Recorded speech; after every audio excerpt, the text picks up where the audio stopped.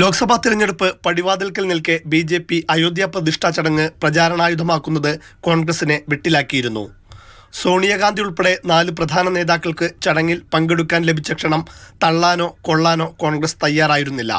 എന്നാൽ ഉത്തരേന്ത്യയിലെ ബഹുഭൂരിപക്ഷം ആവശ്യം പരിഗണിച്ചാണ് സോണിയാഗാന്ധി അയോധ്യയിലെ രാമക്ഷേത്ര പ്രതിഷ്ഠാ ചടങ്ങിൽ പങ്കെടുക്കാൻ തീരുമാനിച്ചത്. എന്നാൽ ആരോഗ്യ പ്രശ്നങ്ങൾ ഉള്ളതിനാൽ അന്തിമ തീരുമാനത്തിലെത്തിയിട്ടില്ല. കേരളത്തിലെ കോൺഗ്രസിലും ഭിന്നത നിലനിൽക്കെയാണ് മുഖ്യ ഘടകകക്ഷിയായ മുസ്ലിം ലീഗ് നിലപാട് വ്യക്തമാക്കിയത്. സമസ്ത ഉൾപ്പെടെ കോൺഗ്രസിനെ വിമർശിക്കുമ്പോഴും ലീഗിന്റെ പ്രതികരണം കരുതലോടെയായിരുന്നു. അത് സംബന്ധിച്ച് ഞങ്ങൾ അഭിപ്രായം പറയുന്ന പ്രശ്നമില്ല. പക്ഷേ ഈ ഉദ്ഘാടന ചടങ്ങും ബാക്കി കാര്യങ്ങളൊക്കെ പൊളിറ്റിക്കലായിട്ട് യൂസ് ചെയ്തുകൊണ്ടിരിക്കുക.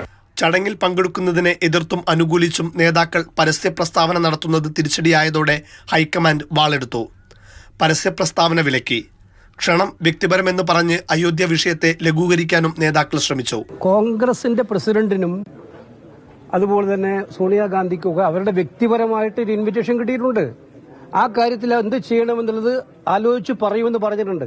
വിഷയത്തിൽ കൃത്യമായ നിലപാടെടുത്ത CPM BJP-ക്കെതിരെ രൂക്ഷ വിമർശനവുമായി ഇന്നും രംഗത്തെത്തി.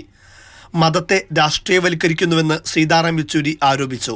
This is the open politicization of religion, which is not in consonance with the Constitution of India or the Supreme Court rulings. Mathrubhumi news, Delhi.